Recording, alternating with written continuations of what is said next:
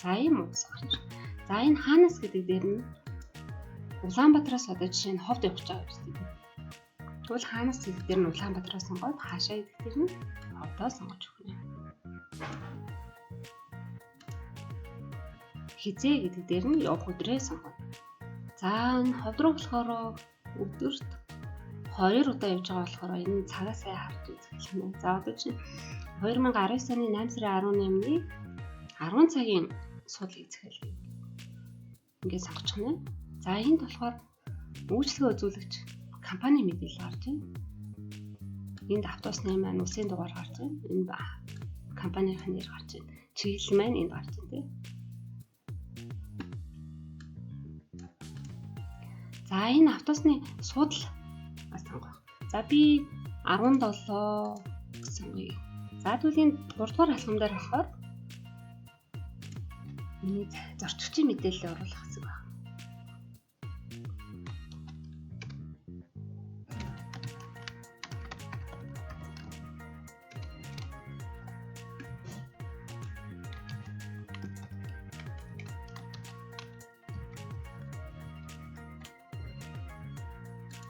За нэг хүн хэрвээ судал захиалгаж бол ингэ зөвч. За өөр 2 хүн явах гэж 2 билет захиалъя гэвэл энэ судалгаа сонгож байна. За 2 дахь судлалын маань хүүхдэд захиалъя гэх юм. Бис хүүхд гэснийгаа сонгож байна. За регистрийн дугаарыг энэ сонгох. Санаар оруулж байна. За 4 дугаар алхам дээр захиалагчийн мэдээлэл гэж нэр мөн овог нэрээ оруулж байна. За энэ байгууллагын регистр гэдгийг орчихно. За гар утас мэйл гэсэн ийм төр цонхоо маш чухал. Гар утасаа заавал оруулж өгөх ёстой. Учир нь таны гар утас руу захиалга баталгаажсан захиалга хийгдсэн гэсэн мөн төлбөр төлөгцсөн гэсэн мэдээлэл чинь гар утас руу ирдэг байна шүү.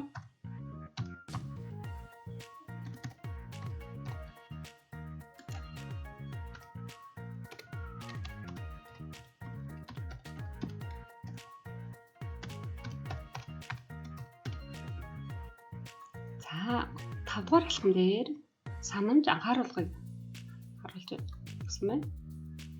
За онлайн захиалга хийхэд ямар нэгэн шимтгэл авахгүй.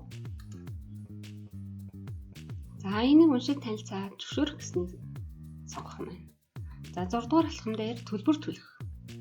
За эдний сайт болохоор их амар юм лээ. Төлбөрөө жишээ нь ингээд дансаар гэдгийг сонгоод тэгээд мобайл банк, ATM болон бүх төрлийн дасны зөвлөгөөр хийх боломжтой байгаа.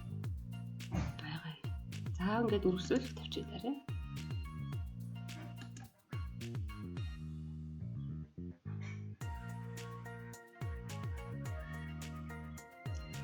За энэ төлбөр төлөх зааварчилгаа гэдэг нь сайн уншаад захиалгын код гэдэг нь улаанаар бичсэн.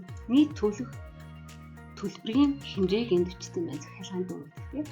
За тухайн байгууллагын нэр тэгээд дансны дугаар нь хаан багтны дастай байна.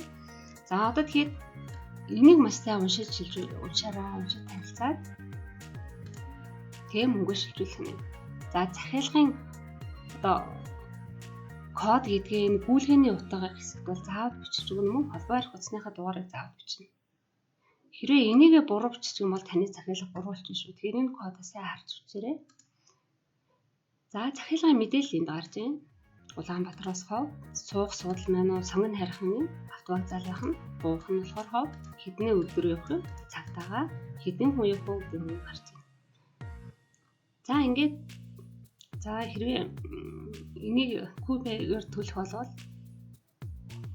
энийг уншуулаад тэгээ гар утасны аппликейшн ашиглаж төлөх бол энэ дараад төлж болно.